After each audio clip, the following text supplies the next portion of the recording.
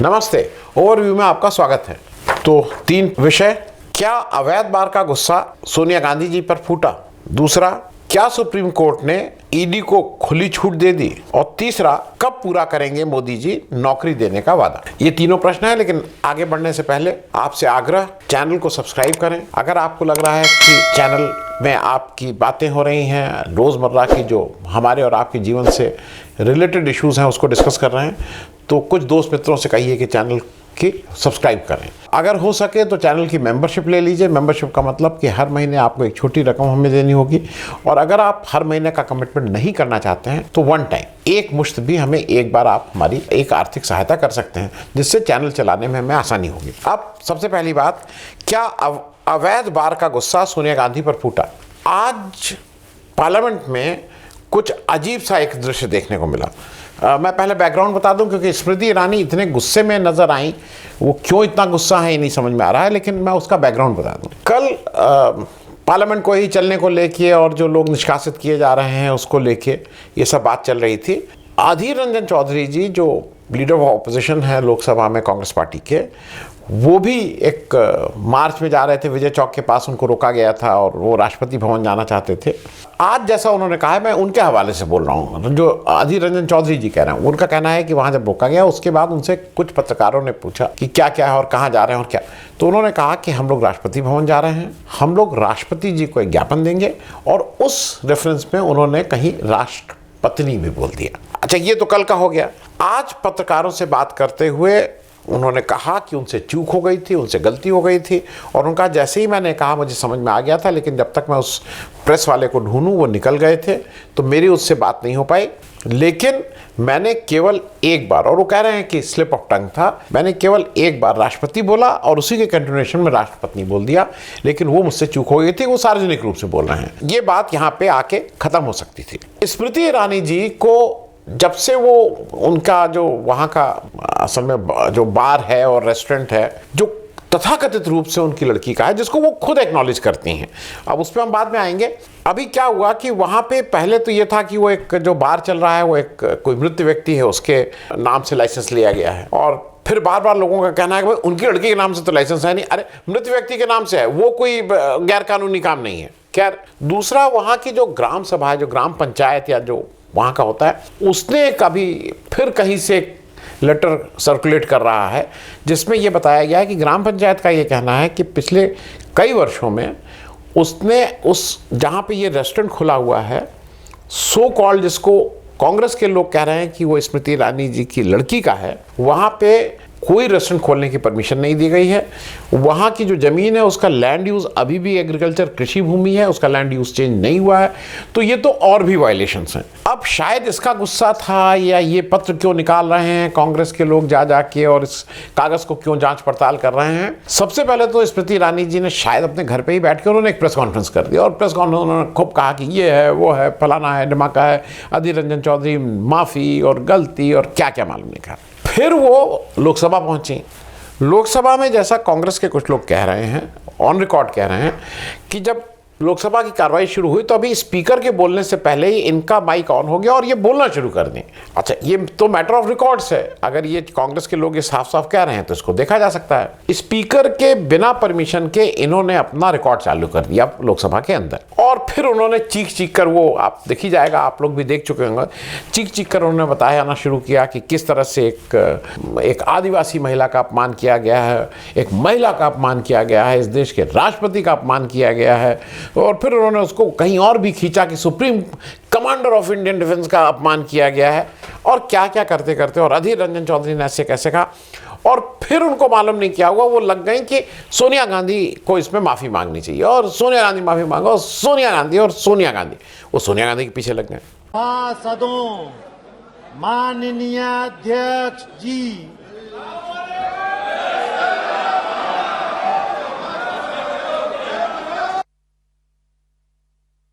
अध्यक्ष जी, आज इस सदन में कांग्रेस के एक ऐसा नेता विराजमान है जिन्होंने राष्ट्र के सर्वोच्च संवैधानिक पद पर विराजित द्रौपदी मुर्मू जी का सदन के नेता होने के नाते सड़क पर जाकर अपमान किया।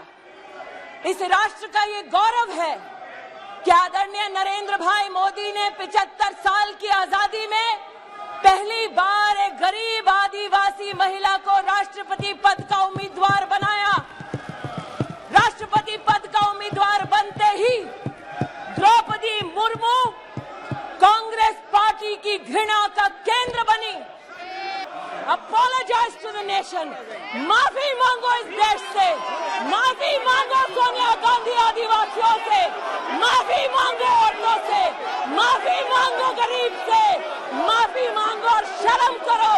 जिस औरत ने पंचायत से लेकर पार्लियामेंट तक सम्मान के साथ इस देश की सेवा की, तुम्हारे पुरुष नेता सड़क पर उसका अपमान करते हैं। माफी मांगो सोनिया गांधी इस देश से, इस देश के आदिवासियों से, इस देश के गरीबों से, इस देश की औरतों से माफी मांगो। ये सब जब चल रहा था उसके बाद स्पीकर ने उनसे बोलने को नहीं कहा था। अब स्पीकर ने दूसरा पक्ष जो कांग्रेस का पक्ष था वो कह रहा था कि भाई अगर आपने अपनी बात कह ली तो हम अपना पक्ष भी कह लें। अधीर रंजन चौधरी जी ने क्या कहा क्या नहीं कहा, इनको भी बोलने का मौका दिया जाए, लेकिन ये मौका बिना दिए स्पीकर ने हाउस को एडजर्न कर दिया। जब हाउस एडजर्न हो गया तो जब सोनिया गांधी निकली तो सोनिया गांधी ने स्पष्ट किया कि अच्छा, इससे पहले भी उनके पत्रकार उनको रोक के पूछ रहे थे कि भाई इसमें आप क्या, उन्होंने कहा कि अधीर रंजन चौधरी ने ऑलरेडी माफ़ी मांग ली है, ही हैज़ ऑलरेडी अपोलोजाइज कहने, तो अब उसमें क्या करें, वो खेद और माफ़ी मांग ली थी। उसके बाद वो सोनिया गांधी जी रमा देवी जी के पास गई जो बीजेपी की सांसद हैं, तीसरी बार हैं। मैं उनको इसलिए जानता हूं कि उनके जो पति थे जो नहीं रहे, ब्रिज बिहारी प्रसाद जी, वो एक समय जॉर्ज फर्नांडिस के बहुत क्लोज होते थे और मुजफ्फरपुर से एमएलए होते थे, इस वजह से मैं इनको जानता हूं। ये मैं याद के लिए आपको बता दूं कि वही रमा देवी हैं जिनसे एक बार एक बहुत वो हुआ था जब आजम खान साहब ने ये चेयर पे थी और उस चेयर के समय इन्होंने कुछ देख के आजम खान साहब ने कुछ टिप्पणी की थी जिसको लेके काफ़ी हो हल्ला हुआ था। ये जब रमा देवी जी से बात कर रही थी तो अब उसका जो वर्जन आ रहा है वो दो तरह के वर्जन है। पहले में बीजेपी का वर्जन, उसमें ऐसा कहा जा रहा है कि वहां पे स्मृति ईरानी पहुंच गए और फिर उन्होंने सोनिया गांधी मे आई हेल्प यू। अब ये इनका वर्जन है। जो कांग्रेस का वर्जन, उन्होंने कहा कि वहां पे ये सोनिया गांधी को घेर के ये 4-5 लोग खड़े हो गए और थ्रेटनिंग और उसमें कि माफी मांगो और पीछे से नारे लगाने शुरू किए, सोनिया गांधी मुर्दाबाद। अच्छा, ये अगर जो भी हुआ वहां पे सोनिया गांधी ने एक रिमार्क दिया, I don't want to talk to you. मेरे ख्याल में ये तो हर आदमी का अधिकार है कि अगर वो किसी से बात करना चाहता है कि नहीं करना चाहता है, और ये घर की एक बहुत पुरानी आदत है। आप लोग अपने घर में देख लीजिए, घर में कहा नहीं जाता कि कोई बहुत बदतमीज बच्चा होता है, बहुत ही वो शरारती नहीं, बदतमीज, शरारती से नहीं, तो कहा है उसके मुंह मत लगना। ये हमारे और आपके घर में कहा जाता है कि नहीं कहा जाता है। तो बहुत से लोग, कई लोगों के मुंह नहीं लगते हैं। सोनिया गांधी जी ने इतने सालों में मैंने उनका तो कोई अमर्यादित व्यवहार देखा नहीं, लेकिन अगर कोई ये कह रहा है कि I don't want to talk to you, अब इसको लेके अच्छा, एक तो अच्छी बात हुई निर्मला सीतारमण जी, जिनकी तबीयत अभी 2 दिन पहले तक पता था कि तबीयत खराब है और वो जब आएंगे तभी बहस होगी, वो आज उपस्थित थी। तो ईश्वर करे कि उनकी तबीयत ठीक रहे। उनकी तबीयत ठीक हो गई है, लेकिन वो भी गुस्से में रहती हैं। अब ये दूसरी महिला हैं, ये गुस्से में रहती हैं। ये क्यों गुस्से में रहती हैं ये आज तक, ये तो मतलब ये एक ऐसा वो है जिसको रहस्य है जो किसी को नहीं पता। अब उन्होंने गुस्से में आने शुरू किया और उन्होंने बताना शुरू किया कि वन ऑफ आवर मेंबर, उन्होंने स्मृति ईरानी जी का नाम नहीं लिया, one of our member threatened by Sonia Gandhi. मतलब सोनिया गांधी, मतलब आप खुद सोच लीजिए, आपको सुन के लगेगा सोनिया गांधी स्मृति ईरानी को धमकी दे रही थी। आपको अगर ये विश्वसनीय लगता है तो फिर अब इसको लेके कि वो महिलाओं का आदर नहीं, और उन्होंने वैसे किया, और उन्होंने अब निर्मला सीतारमण जी अब ये सारी बात छोड़ के लग गई सोनिया गांधी के ऊपर। We from the BJP repeat, and even now, let me add in, some of our members of parliament in Lok Sabha felt very threatened, and I'm saying it before you, I didn't imagine there will be a situation for me to say it, felt threatened that Srimati Sonia Gandhi herself came up to probably one of our very senior members, Rama Devi ji, to find out, and one other member of our parliament, our people, members, approached there, and she said, you don't talk to me, as though putting the member of parliament down in the house.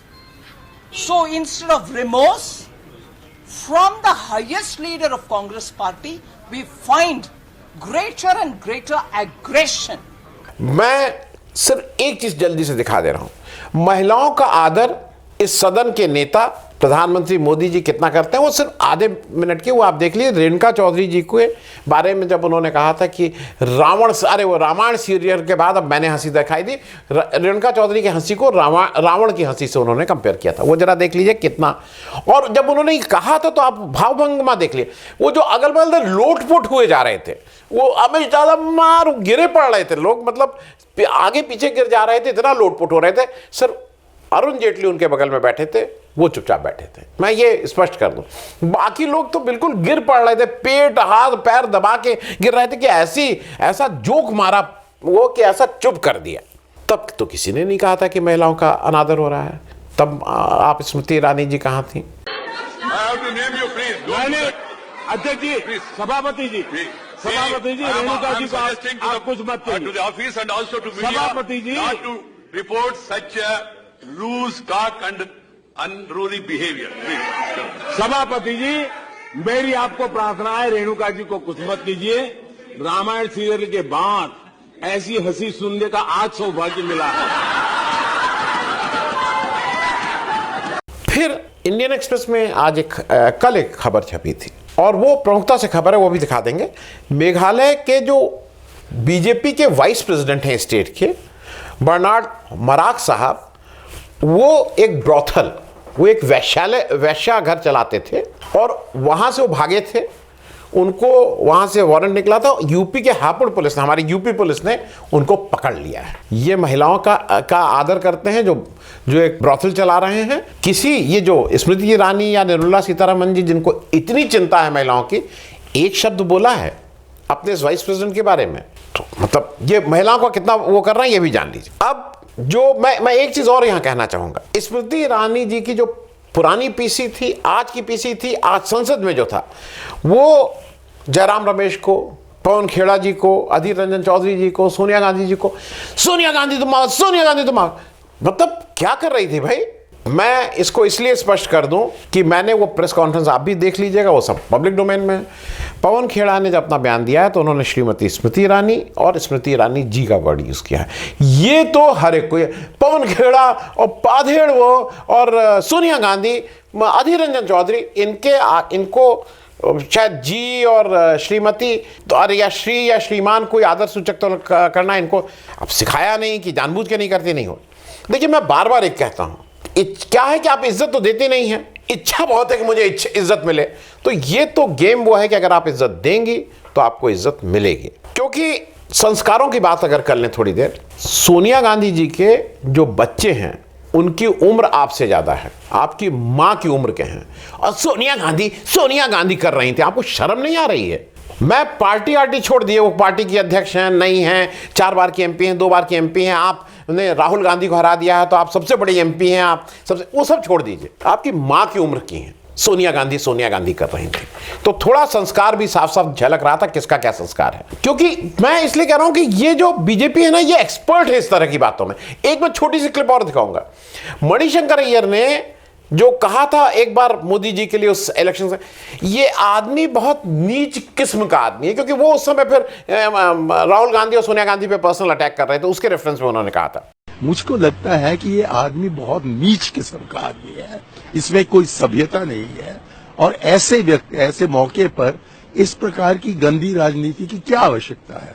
हुआ क्या, मोदी जी हर जगह घूम के इन्होंने मुझे नीच जाति का कहा, उन्होंने कहा था नीच किस्म का आदमी है। खैर, मुझे हरदम एक बात याद आती है, ये पिक्चरों में बहुत कॉमन है कि वो कोई गाड़ी जा रही है किसी की और उसमें कोई आता है और बन के ऐसे गिर जाता है, मुझे लग गया, हाय हाय चिल्लाता है, फिर वो कहता है मुझे कुछ पैसा दो। ये कुछ उसी तरह के चीजों से शायद मुझे कहीं ना कहीं लगता है ये इंस्पायर्ड उसी तरह की पिक्चर है। या तो उस तरह की पिक्चर ज्यादा देखी है या उस तरह के सीरियल ज्यादा किए हैं जिसमें कुछ हुआ नहीं है, वो उधर से गया, आप जबरदस्ती गिर जाएंगे, फिर नाटक करेंगे, फिर हाय हाय चिल्लाएंगे। खैर, अधीर रंजन जी ने जो कहा बिल्कुल गलत कहा, लेकिन उसके बाद उन्होंने खेद मांग लिया, माफी मांग ली। मेरे ख्याल में अब वो खत्म है। लेकिन मैं फिर से याद दिलाऊं, आपके 2 कैबिनेट मंत्री की याद दिला दूं। अनुराग ठाकुर जी ने मंच से मंत्री होते हुए क्या कहा था? गोली मारो, किसको? गाली से उन्होंने किसको गोली मारने का आह्वान किया था। दूसरा, आपकी दूसरी मंत्री जो महिला थी, उन्होंने किसानों के बारे में क्या कहा था, ये सब ऑन रिकॉर्ड है। मवाली कहा था ना, और आज आप मालूम नहीं क्या क्या समझा रही हैं। तो थोड़ा कहते हैं ना, अपना गिरेबान भी झांक के देख लीजिए। एक चीज मैं ऐसे ही आउट ऑफ वो है, वो जो नोटिस आपने दी थी कांग्रेस के कुछ लोगों को, एक लीगल नोटिस, उसका फॉलोअप क्या हुआ, कुछ हुआ उसमें? क्योंकि मुझे ऐसा लग रहा है कि एक कारण ये भी है, और मेन कारण ये है कि आपने अभी तक गोवा का रेस्टोरेंट, आप पहले कहती थी कि आपके लड़के you are proud of her और यू आर वेरी हैप्पी, उस पर आपने कोई अभी तक जवाब नहीं दिया है।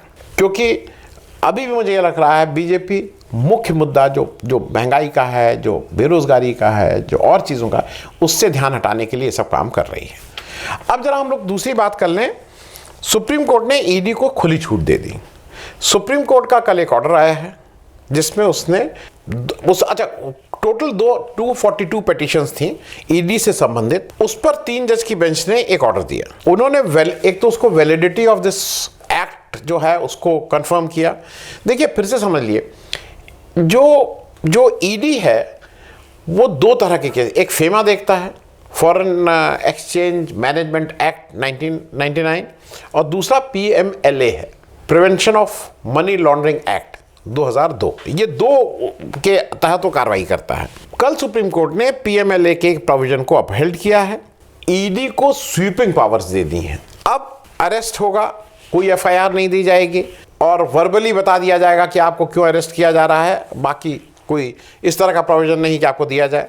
जो बयान है, जो अभी तक क्या होता था कि IPC CRPC में जो बयान पुलिस के अपने सामने लेती वो एडमिसिबल नहीं होता था, मजिस्ट्रेट के सामने बयान होता था। यहाँ पे फर्क है, यहाँ पे जो बयान आपने दे दिया है वो एडमिसिबल है। जब आपका ट्रायल चलेगा वो विटनेस के तौर पे आपका बयान यूज किया जाएगा। मैं अपने दर्शकों को 2 चीजें जरा फिर से क्लियर कर दूं।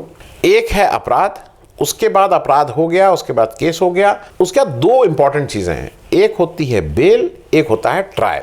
बेल के समय जरूरी नहीं है कि जिसके जो अपराधी माना जाए उसको सजा मिलेगी, वो निर्दोष भी हो सकता है, उसको सजा भी मिल सकती है, दोनों तरह की बातें हो सकती हैं। तो इसलिए बेल जब तक वो ट्रायल चल रहा है तब तक नहीं। तो बेल एक अलग चीज है, ट्रायल एक अलग चीज है, 2 अलग अलग बातें। इस वाले केस में PMLA में जो मैक्सिमम जेल है वो 7 साल की है।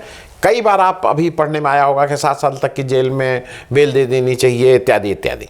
अब क्या है कि इसमें जो प्रोविजन है इस एक्ट में कि बेल मांग सकते हैं, जब मैजिस्ट्रेट सेटिस्फाई हो जाए तो वो बेल दे देगा। अब ये कुछ मुझे कहीं कहीं एक समानता दिख रही, जैसे रेप चार्जेस में जो लॉ है वो ये कहता है कि the onus of telling that you are innocent is on the, जिसकी जो आरोपित है उसने ये सब नहीं किया है, ये प्रूव करना आरोपित के ऊपर है। जो आरोप लगा रहा है उस महिला के ऊपर नहीं है। कुछ ये उसी तरह की बात यहां हो गई है कि इनोसेंस आपको प्रूव करनी है, आपको जेल भेजा गया, आपको इनोसेंस प्रूव करनी है PMLA में। हालांकि ये सब ट्रायल में होता है कि कौन अपराधी है, कौन निर्दोष है। खैर, अब तो सुप्रीम कोर्ट ने ऑर्डर दे दिया है, लेकिन 1-2 चीजें अगर सुप्रीम कोर्ट और कर दिया होता, ठीक है, ऑर्डर तो जो उसके विवेक में है जो ठीक है। मुझे ऐसा लगता है कि ममता बनर्जी ने जो 2 दिन पहले अभी बात कही कि भाई ये टाइम बाउंड होना चाहिए। उन्होंने अपने यहाँ कहा है कि 3 महीने के अंदर पार्थ चटर्जी ने अगर किया है तो उनको ट्रायल करिए, उनको सजा दीजिए। टाइम बाउंड इसलिए होना चाहिए कि ईडी के ज्यादातर केस वो एक फाइल खुल जाती है, जैसे खाता खुल जाता है और फिर वो रख लिया जाता है। अब वो 10 साल बाद, 5 साल बाद, 6 साल बाद, 8 साल बाद, जब वो कोई कहीं का इलेक्शन होता है और ऑपोजिशन पार्टीज के जो लोग होते हैं उनको बुला लिया जाता है। चाहे वो रॉबर्ट वाड्रा हो, चाहे वो शरद पवार के समय का केस हो, चाहे वो ममता अभिषेक बनर्जी का हो, किसी जगह आप ले लीजिए, वो इलेक्शन के समय ही सब लोग एक्टिव हो जाते हैं। तो एक टाइम बाउंड अगर कर देते इसको सुप्रीम कोर्ट, तो मेरे ख्याल में वो भी एक बड़ी बात होती है। एक जो चीज कहीं ना कहीं इसमें दिक्कत आ रही है कि ये जो भी छापा जो भी है वो केवल ऑपोजिशन के ऊपर हो रहा है। देखिए, जनरल अगर कोई एक ड्राइव चला रहा हो कि भाई जो भी जिसने भी मनी लॉन्ड्रिंग की है उसको हम वो ये, लेकिन ये केवल और केवल ऑपोजिशन के लोग टारगेट किए जा रहे हैं। वो एक लंबी लिस्ट है, आप सब लोग उसको जानते ही होंगे। अब मैं अंतिम बात पे आ जाना हूं, कब पूरा करेंगे मोदी जी नौकरी देने का वादा। मोदी जी जब सरकार में आए थे तो उन्होंने कहा था 2 करोड़ नौकरी पर प्रतिवर्ष देंगे। कल एक खबर छपी है और वो जितेंद्र सिंह साहब हैं, मंत्री हैं, उनके हवाले से उन्होंने सदन में ये डेटा दिया है। उन्होंने बताया है कि 8 साल में जो आवेदन आए, जो एप्लीकेशन आई 2014-15 से लेके 2021-22 तक 8 साल में कुल एप्लीकेशन नौकरी के लिए आई 22 करोड़ 5 लाख, 22 करोड़ 5 लाख। उसमें से जो नौकरी दी गई, हालांकि वो भी एक टर्म को अभी मैं बताता हूं उन्होंने क्या उस टर्म को किया है, वो भी एक वो है, वो 7,22,000 लोगों को, करीब करीब टोटल एप्लीकेशन जो आई उसका 0.33% लोगों को नौकरी दी गई in different central government department. अब ये अच्छा, नौकरी दी गई, टर्म यूज किया गया है they have been recommended for appointment. नौकरी इतने लोगों को अपॉइंटमेंट लेटर मिल के वो नौकरी में है कि नहीं ये नहीं मालूम, they have been recommended for appointment. 22 crore में 7.03 लाख, जो जितना अगर आप अपना कैलकुलेशन नहीं मोदी जी कर लेते, अपना कैलकुलेशन दूसरे का नहीं, तो करीब 16-17 लाख नौकरी तो आपको हर महीने देनी थी। 2 करोड़ साल का करीब 17 लाख नौकरी आपको हर महीने देनी थी। आपने 8 साल में सेंट्रल गवर्नमेंट में 7,22,000 दी, क्योंकि अजीब सी स्थिति है।